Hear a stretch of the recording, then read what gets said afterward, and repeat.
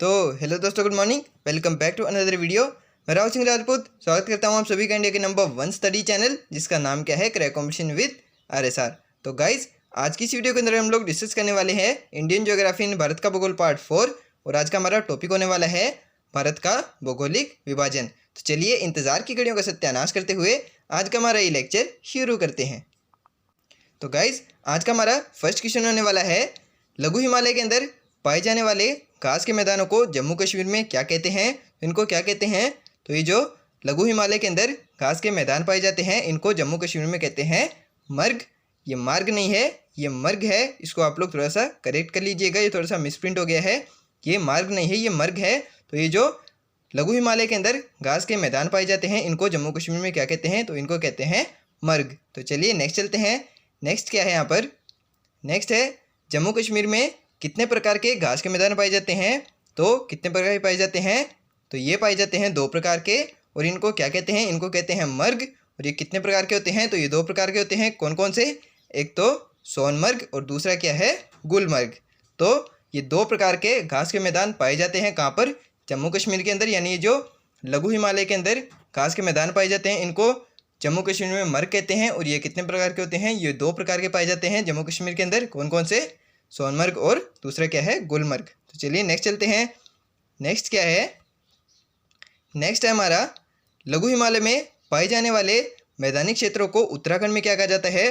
तो जम्मू कश्मीर में तो इनको मर्ग कहते हैं, और उत्तराखंड में इनको क्या कहते हैं? उत्तराखंड में कहते हैं इनको द्वार। और वो कौन कौन से हैं? एक तो हरिद्वार है, और ऐसे कई द्वार हैं कहाँ पर? उत्तराखंड के अंदर। और ये जो घास के मैदानी क्षेत्र होते हैं, इनको क्या कहते हैं? द्वार, उत्तराखंड के अंदर। तो चलिए नेक्स्ट चलते हैं। नेक्स्ट क्या है? नेक्स्ट है, उत्तराखंड में दून किसको कहा जाता है? तो ये जो लघु हिमालय में पाए जाने वाले घास के मैदान हैं, इनको उत्तराखंड में द्वार के अलावा दून भी कहा जाता है। और दून कौन सा? देहरादून। और ये जो घास के मैदान हैं, इनको और भी कई नामों से बुलाया जाता है। तो वो क्या है? एक तो बुयाल और दूसरा क्या है, पयाल। यानी इनको दून भी कहते हैं, इनको द्वार भी कहते हैं। और इनका एक तीसरा और चौथा नाम और है। वो क्या है? तो तीसरा है बुयाल और चौथा क्या है, पयाल। यानी इनको बुयाल और पयाल भी कहा जाता है। किसको? ये जो घास के मैदान पाए जाते हैं कहाँ पर? लघु हिमालय के अंदर। तो चलिए नेक्स्ट चलते हैं। नेक्स्ट क्या है?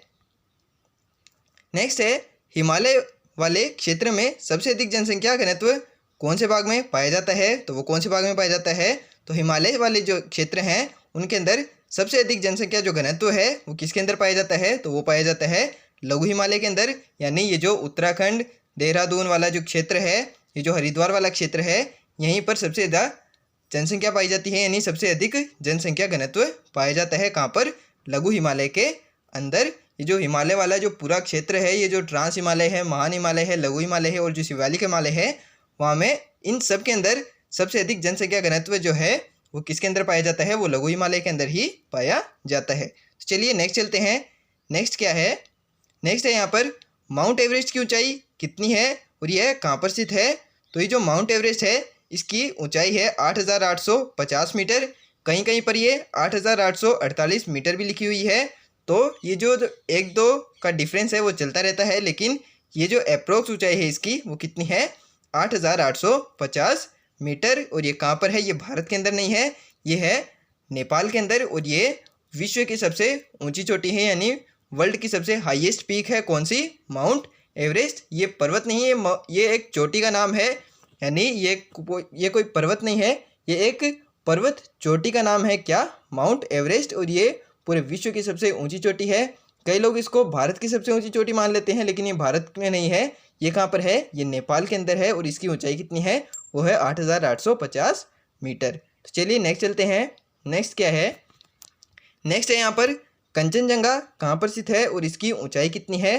तो कंचनजंगा कहाँ पर है? तो वो है सिक्किम के अंदर। और इसकी ऊंचाई कितनी है? तो वो है 8,598 मीटर। और मैं आपकी जानकारी के लिए बताऊँ कि भारत का जो सबसे ऊंचा पर्वत है वो कौन सा है, यानी पर्वत चोटी कौन सी है? वो है K2 या गॉडविन ऑस्टिन। लेकिन वो वर्तमान के अंदर भारत के अंदर नहीं है। वो कहाँ पर है? वो लद्दाख के अंदर है। लेकिन वो कौन से क्षेत्र में है? वो पीओके वाले क्षेत्र में है, यानी जो पाक ऑक्यूपाइड कश्मीर है उसके अंदर स्थित है। तो वो वर्तमान के अंदर पूरी तरह से भारत के अंदर नहीं है, वो पाक ऑक्यूपाइड कश्मीर के अंदर है।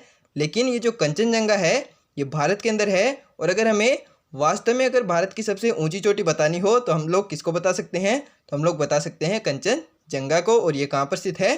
तो ये है सिक्किम के अंदर। और इसकी ऊंचाई कितनी है? वो है 8,598 मीटर। वैसे भारत की सबसे ऊंची चोटी कौन सी है? तो वो है K2 या गोडविन ऑस्टिन। लेकिन अगर हमें वास्तव में पूछा जाए कि वर्तमान में जो भारत के अंदर है वो कौन सी है, तो वो है कंचनजंगा। और वो कहाँ पर है? वो सिक्किम के अंदर है। लेकिन अगर हमें भारत की सबसे ऊंची चोटी पूछा जाएगा तो हम लोग क्या बताएंगे? K2 या गोडविन ऑस्टिन। तो चलिए नेक्स्ट चलते हैं। नेक्स्ट क्या है? नेक्स्ट है हमारा मकालू पर्वत कहाँ पर स्थित है और इसकी ऊंचाई क्या है? तो ये जो मकालू पर्वत है ये कहाँ पर है? ये भी है नेपाल के अंदर। और इसकी ऊंचाई कितनी है? तो वो है 8,481 मीटर। गाइज ये कुछ हिमालय के महत्वपूर्ण जो पर्वत चोटियाँ हैं वो मैं आपको यहाँ पर बता रहा हूँ और उनकी ऊंचाई भी यहाँ पर लेकर आया हूँ। तो इनको आप लोग अपनी कॉपी में ज़रूर से नोट कीजिएगा, क्योंकि ये आपसे एज इट इज़ एग्जाम में पूछे जा सकते हैं कि कौन सा पर्वत कहाँ पर है और उसकी ऊंचाई कितनी है। ये थोड़ा सा 1-2 का डिफरेंस चलता रहता है, लेकिन आप लोग इसको ज़रूर से याद कर लीजिएगा, क्योंकि ये आपसे एज इट इज़ आपके एग्ज़ाम में पूछे जाते हैं। तो इसीलिए मैं आपके लिए जो सारे हिमालय के जो इम्पोर्टेड माउंटेन पीक्स हैं वो यहाँ पर लेकर आया हूँ, उनके जगह और उनकी ऊंचाई के साथ में। तो चलिए नेक्स्ट चलते हैं हम। नेक्स्ट क्या है हमारा? नेक्स्ट है धौलागिरी पर्वत कहाँ पर स्थित है और इसकी ऊंचाई क्या है? तो ये जो धौलागिरी पर्वत है वो कहाँ पर है? तो ये जो धौलागिरी है वो है नेपाल के अंदर। और इसकी ऊंचाई कितनी है? तो वो है 8,172 मीटर। यानी नेपाल के अंदर हमने कितने पर्वत देख लिए? हमने 3 पर्वत देख लिए हैं। कौन कौन सा? एक तो माउंट एवरेस्ट देखा हमने, एक धौलागिरी देखा, और ये जो पीछे हमने देखा था कौन सा? मकालू पर्वत। ये भी कहाँ पर है? ये भी है नेपाल के अंदर। और इसकी ऊंचाई कितनी है? वो है 8,481 मीटर। और ये जो धौलागिरी पर्वत है इसकी ऊंचाई कितनी है? ये है 8,172 मीटर। चलिए नेक्स्ट चलते हैं। नेक्स्ट क्या है हमारा? नेक्स्ट है नंगा पर्वत कहाँ पर स्थित है? ये आप इसके नाम पर नहीं जाएं, ये भावनाओं में बहने की ज़रूरत नहीं है। ये एक पर्वत का नाम है जो कहाँ पर स्थित है? जो है जम्मू कश्मीर के अंदर। और इसकी ऊंचाई कितनी है? तो वो है 8,126 मीटर। यानी जो नंगा पर्वत है वो कहाँ पर स्थित है? वो है जम्मू कश्मीर के अंदर और इसकी ऊंचाई है 8,126 मीटर। ये बहुत ही इंपॉर्टेंट माउंटेन पीक है, तो इसको आप लोग ज़रूर से याद करिएगा, क्योंकि ये बार बार आपके एग्ज़ाम में पूछा जाता है। तो इसको ज़रूर से नोट कर लीजिएगा और आप इसको इम्पोर्टेंट भी लगा सकते हैं। क्यों? क्योंकि ये बार बार पूछा जाता है। कौन सा? ये जो नंगा पर्वत मैंने आपको बताया कहाँ पर है? ये जम्मू कश्मीर के अंदर है। तो इसकी ऊंचाई कितनी है? 8,126 मीटर। तो चलिए नेक्स्ट चलते हैं। नेक्स्ट क्या है हमारा? नेक्स्ट है अन्नपूर्णा पर्वत कहाँ पर स्थित है और इसकी ऊंचाई कितनी है? तो ये कहाँ पर है? तो ये जो अन्नपूर्णा पर्वत है ये भी कहाँ पर है? ये भी है नेपाल के अंदर। और इसकी ऊंचाई कितनी है? तो वो है 8,078 मीटर। तो इसको भी ज़रूर से याद कर लीजिएगा, क्योंकि जो अन्नपूर्णा पर्वत है ये भी बार बार आपके एग्ज़ाम में पूछा जाता है और इसकी ऊंचाई भी पूछ ली जाती है। और ये कहाँ पर है? इसकी ऊंचाई इतनी इम्पोर्टेंट नहीं है जितनी ये जो इसकी जगह है, यानी ये कहाँ पर स्थित है वो पूछ लिया जाता है। तो ये ज़रूर से याद कर लीजिएगा। ये कहाँ पर है? ये भी है नेपाल के अंदर। तो नेपाल के अंदर हमने अब तक 4 पर्वत देख लिए हैं। कौन सा? ये जो वो पहले मकालू देखा था, ये अन्नपूर्णा देखा, फिर धौलागिरी देखा, और जो सबसे वर्ल्ड की हाईएस्ट पीक है कौन सी? विश्व का सबसे ऊंचा पर्वत शिखर है कौन सा? Mount Everest. और उसकी ऊंचाई कितनी थी? तो वो थी 8,848 या 8,850 मीटर। चलिए नेक्स्ट चलते हैं। नेक्स्ट क्या है हमारा? नंदा देवी पर्वत कहाँ पर स्थित है और इसकी ऊंचाई क्या है? तो ये जो नंदा देवी पर्वत है ये कहाँ पर है? ये है 7,817 मीटर। अगर आप लोग जो सौरभ जोशी है उसके व्लॉग्स देखते होंगे तो वो बार बार इसकी बात करते रहते हैं। कौन से पर्वत की? ये जो नंदा देवी है। और कई जो व्लॉगर होते हैं जो यूट्यूब पर व्लॉगिंग करते हैं, ट्रैवल व्लॉग्स बनाते हैं, वो इनको दिखाते भी हैं। आपने देखा भी होगा जो सौरभ जोशी है वो कई बार इस पर्वत पर, ये जो पर्वत श्रृंखलाएँ हैं इन पर जाते रहते हैं और वो इसके बारे में भी कई बार बात करते हैं। तो ये भी आपने देखा होगा। कौन सा? नंदा देवी। लेकिन और ये है कहाँ पर? ये है उत्तराखंड के अंदर। और इसकी ऊंचाई कितनी है? तो वो है 7,817 मीटर। तो चलिए नेक्स्ट चलते हैं। नेक्स्ट है हमारा? नेक्स्ट है कॉमेट पर्वत कहाँ पर स्थित है और इसकी ऊंचाई क्या है? तो ये कॉमेंट नहीं है, ये कॉमेट है। यानी इसको कामेट भी बोल सकते हैं हम, या इसको कॉमेट भी बोल सकते हैं, लेकिन ये कॉमेंट नहीं है। ये थोड़ा सा मिसप्रिंट हो जाता है गाइज, क्योंकि कई जो चीज़ें हैं वो टाइपिंग में आ नहीं पाती, उसकी हिंदी ट्रांसलेशन इतनी हो नहीं पाती ना, तो वो कई चीज़ें थोड़ी सी मिसप्रिंट हो जाती हैं। जैसे कि वो पहले हुआ था, वो जो मर्ग लिखना चाह रहा था लेकिन वो मार्ग आ गया था, और यहाँ पर ये जो कामेट या कोमेट पर्वत जो है उसको यहाँ पर कॉमेट लिख दिया गया है, लेकिन ये कामेट है।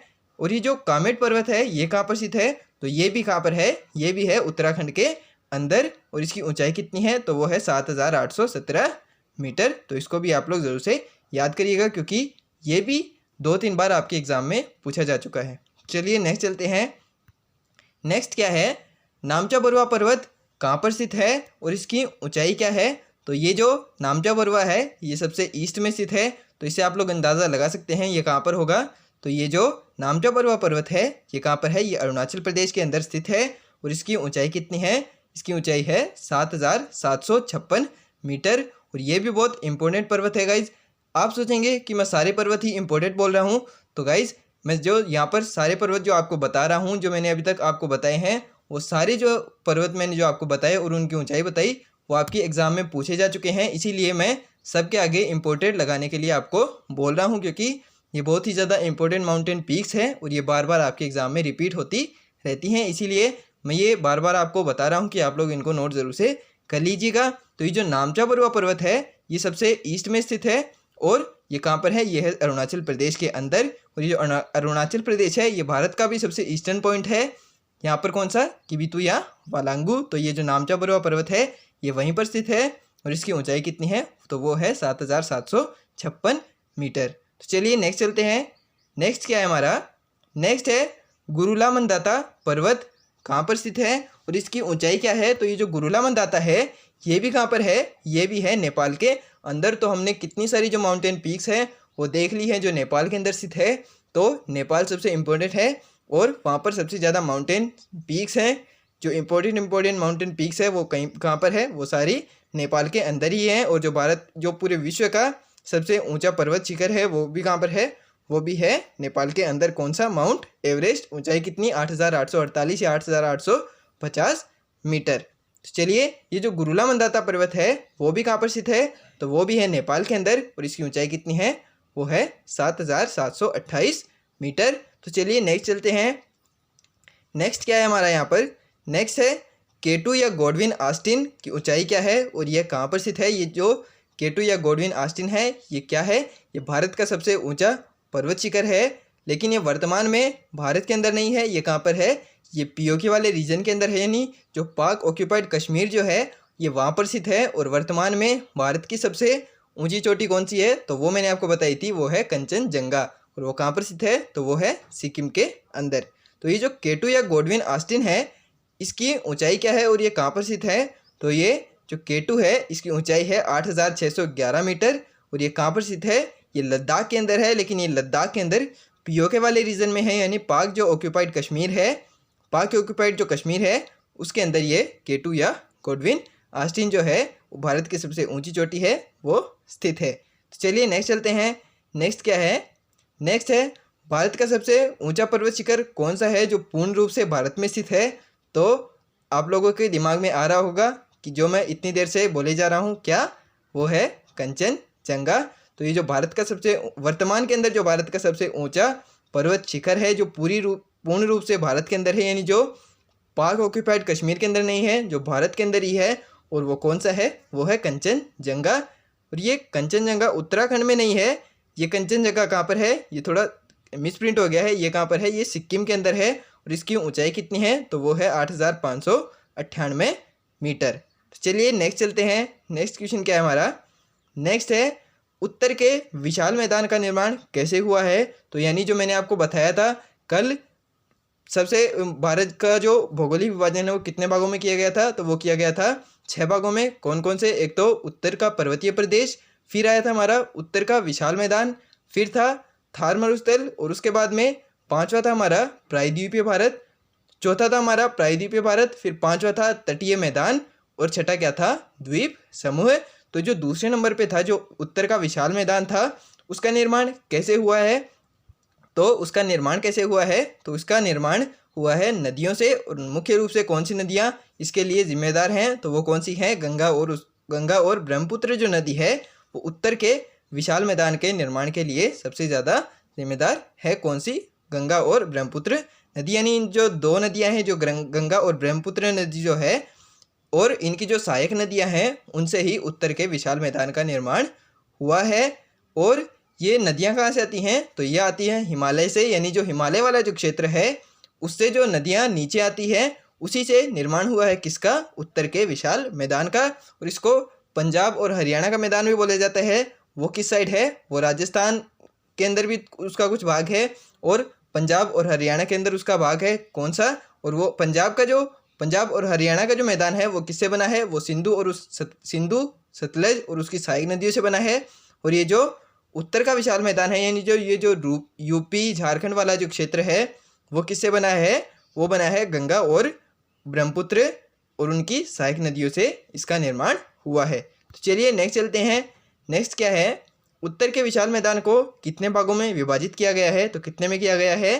तो इसको क्यों नहीं रहा? इसको 4 भागों में विभाजित किया गया है। कौन कौन से? फर्स्ट है भावर प्रदेश, इसके बाद में दूसरा है तराई प्रदेश, इसके बाद में तीसरा आता है बांगर प्रदेश और चौथा क्या है? खादर प्रदेश। यानी जो उत्तर का विशाल मैदान है, यानी जो गंगा और ब्रह्मपुत्र का जो मैदान है उसको कितने भागों में विभाजित किया गया है?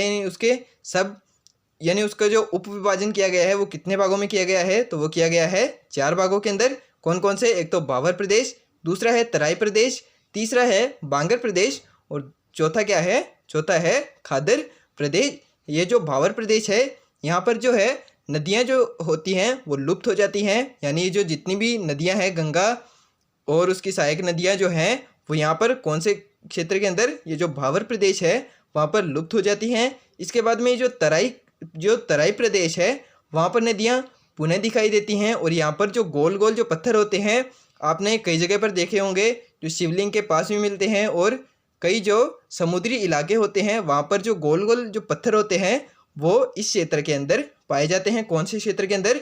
तो ये जो तराई प्रदेश है यहाँ पर जो गोल गोल पत्थर होते हैं वो पाए जाते हैं और यहाँ पर नदियाँ पुनः दिखाई देनी शुरू होती है। यानी भावर प्रदेश के अंदर तो नदियाँ लुप्त हो जाती हैं, यानी नदियाँ दिखाई नहीं देती हैं। और इसके बाद में जो तराई प्रदेश है इसके नीचे आता है, भावर प्रदेश के नीचे आता है तराई प्रदेश और यहाँ पर नदियाँ पुनः दिखाई देती हैं।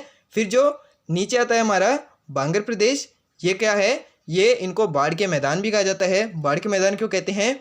क्योंकि यहाँ पर जो मैदान बने हैं वो किससे बने हैं? ये जो नदियाँ होती हैं इनसे जो कई बार बाढ़ आ जाती है, यानी जो जल का स्तर होता है जो वो बढ़ जाता है तब बाढ़ आ जाती है। और जो बाढ़ होती है उससे जिन मैदानों का निर्माण हुआ है वो कौन से हैं? जो ये बांगर और जो खादर प्रदेश है ये बाढ़ के मैदान कहे जाते हैं। क्यों?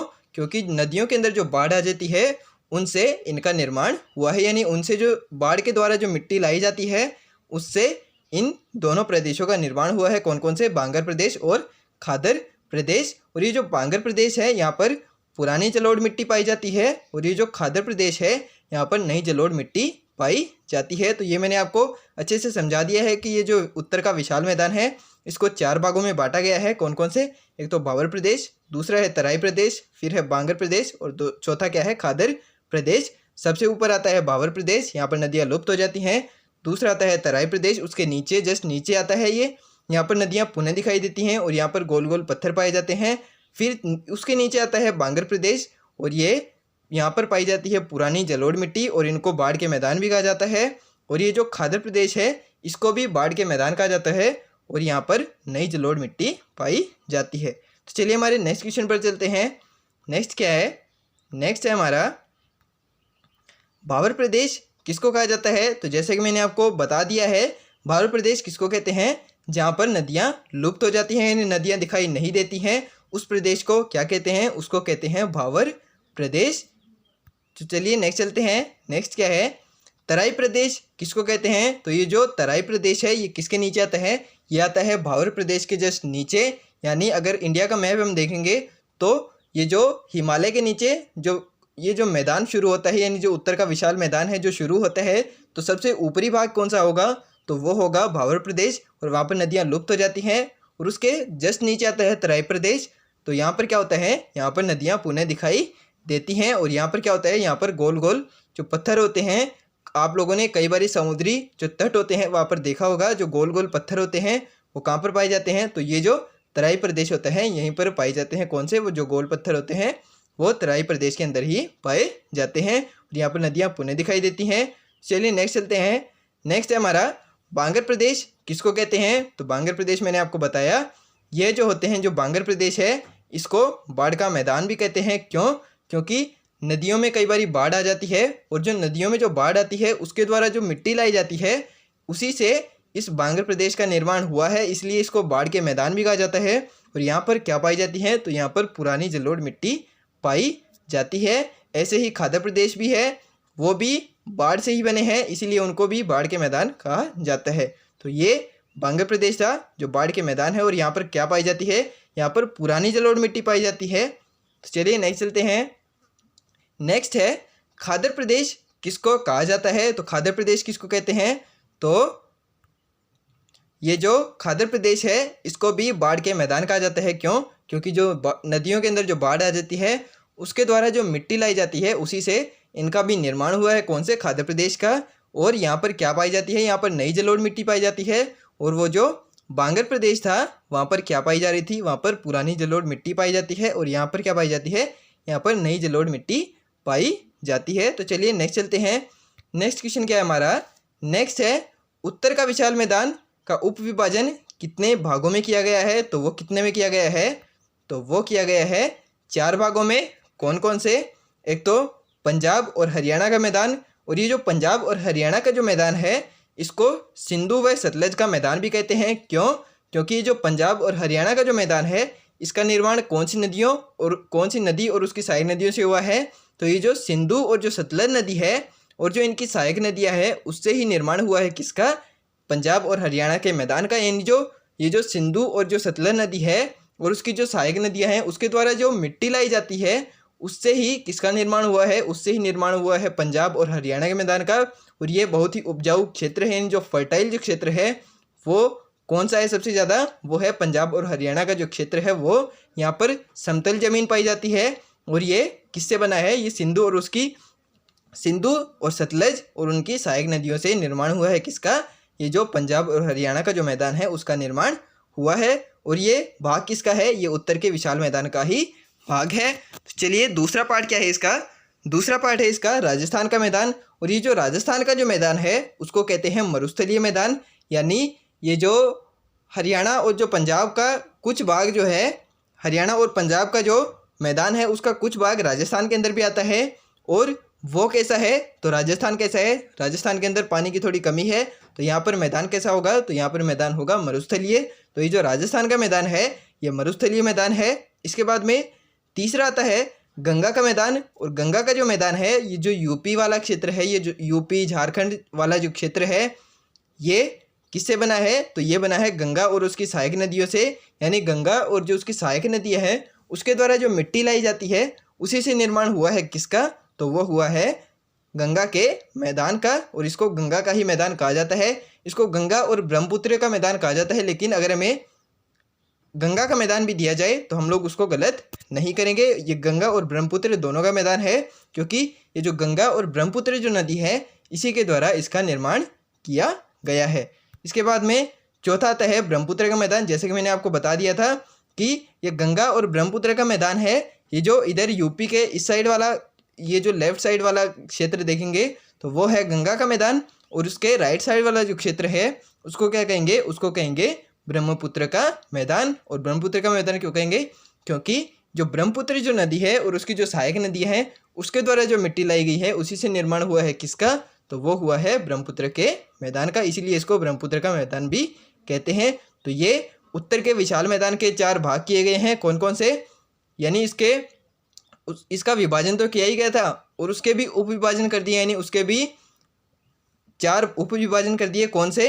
एक तो पंजाब और हरियाणा का मैदान, और वो किससे बना है? तो वो बना है सिंधु सतलज और उनकी सहायक नदियों से। फिर आता है दूसरा कौन सा? राजस्थान का मैदान। ये जो पंजाब और हरियाणा का जो मैदान है उसका कुछ भाग राजस्थान के अंदर भी आता है, और वो कैसा है? तो वो है मरुस्थलीय, इसलिए इसको जो राजस्थान का जो मैदान है उसको मरुस्थलीय मैदान भी कहते हैं। इसके बाद में तीसरा आता है गंगा का मैदान। ये जो गंगा का मैदान है ये किससे बना है? ये बना है गंगा और उसकी सहायक नदियों से। जो यूपी के लेफ्ट साइड वाला जो क्षेत्र है वो गंगा का मैदान है, और जो उसके राइट साइड वाला जो क्षेत्र है उसको कहते हैं ब्रह्मपुत्र का मैदान। उसको ब्रह्मपुत्र का मैदान क्यों कहते हैं? क्योंकि वो ब्रह्मपुत्र और उसकी सहायक नदियों से जो मिट्टी लाई गई है उसके द्वारा ही निर्माण हुआ है किसका? ब्रह्मपुत्र के मैदान का। तो चलिए नेक्स्ट चलते हैं हमारे नेक्स्ट क्वेश्चन पर। नेक्स्ट क्या है? प्रायद्वीपीय भारत का आकार कैसा है? यानी तीसरा जो उसका जो चौथा पार्ट था किसका? हमने भारत के भौगोलिक विभाजन कितने किए थे? तो वो किए थे 6। सबसे ऊपर कौन सा था? तो सबसे ऊपर था उत्तर का पर्वतीय प्रदेश, फिर आया था हमारा उत्तर का विशाल मैदान, फिर था थार मरुस्थल। थार मरुस्थल कहाँ पर है? तो वो पाया जाता है राजस्थान के अंदर। और फिर इसके बाद में चौथा पार्ट क्या है? चौथा पार्ट है प्रायद्वीपीय भारत। तो ये जो प्रायद्वीपीय भारत है ये कैसा है, यानी इसका आकार कैसा है? तो वो कैसा है? त्रिभुजाकार। आप लोग इंडिया के मैप के अंदर भी देख सकते हैं, जो कल मैंने आपको, और वो स्टार्टिंग में भी मैंने आपको दिखाया था, जब मैंने टॉपिक का नाम बताया था कि आज हम कौन सा टॉपिक पढ़ने वाले हैं, तो मैंने बताया था आपको हम पढ़ने वाले हैं भारत का भौगोलिक विभाजन। और उसके नीचे जो पिक्चर थी वो आप लोग जरूर से देखिएगा। उसके अंदर ये जो प्रायद्वीपीय भारत है उसका आकार कैसा दिखाई देगा आपको? तो वो दिखाई देगा आपको त्रिभुजाकार, यानी जो प्रायद्वीपीय भारत है वो त्रिभुजाकार का है। इसके बाद में चलिए नेक्स्ट चलते हैं। नेक्स्ट क्या है? प्रायद्वीपीय भारत का निर्माण कैसे हुआ है? तो ये जो प्रायद्वीपीय भारत जो है इसका निर्माण कैसे हुआ है? तो वो हुआ है ज्वालामुखी क्रियाओं से। यानी जो उत्तर का विशाल मैदान था उसका निर्माण तो कैसे हुआ था? उसका निर्माण हुआ था नदियों से, यानी जो हिमालय से जो नदियाँ आती है और उनकी जो सहायक नदियाँ होती है उसी से निर्माण हुआ किसका? उत्तर के विशाल मैदान का। और उसके बाद में ये जो प्रायद्वीपीय भारत आता है इसका निर्माण कैसे हुआ है? तो इसका निर्माण हुआ है ज्वालामुखी क्रियाओं से, यानी यहाँ पर सबसे अधिक ज्वालामुखी पाए जाते हैं और उनके द्वारा जो अवशिष्ट पदार्थ होते हैं उसके द्वारा ही निर्माण हुआ है किसका? तो निर्माण हुआ है प्रायद्वीपीय भारत का। यानी ये जो प्रायद्वीपीय भारत जो है इसका निर्माण कैसे हुआ है? वो हुआ है ज्वालामुखी क्रियाओं से। तो चलिए नेक्स्ट चलते हैं। नेक्स्ट है भारत का दूसरा सबसे बड़ा क्षेत्र कौन सा है? तो भारत का दूसरा सबसे बड़ा क्षेत्र कौन सा है? तो दूसरा सबसे बड़ा क्षेत्र है प्रायद्वीपीय भारत। पहला सबसे बड़ा क्षेत्र कौन सा है? तो वो है उत्तर का विशाल मैदान। और उसके बाद में जो सबसे बड़ा क्षेत्र आता है वो कौन सा है? तो वो है भारत का प्रायद्वीपीय भारत, यानी प्रायद्वीपीय जो पठार और जो पर्वत है वो आते हैं भारत के दूसरे बड़े सबसे क्षेत्र में। सबसे पहला कौन सा है? तो वो है उत्तर का विशाल मैदान, और दूसरा क्या है? प्रायद्वीपीय भारत। चलिए नेक्स्ट चलते हैं। नेक्स्ट है हमारा प्रायद्वीपीय भारत को कितने भागों में बांटा गया है? तो प्रायद्वीपीय जो भारत है उसको 2 भागों में बांटा गया है। कौन कौन से? एक तो प्रायद्वीपीय पर्वत और दूसरा क्या है? प्रायद्वीपीय पठार।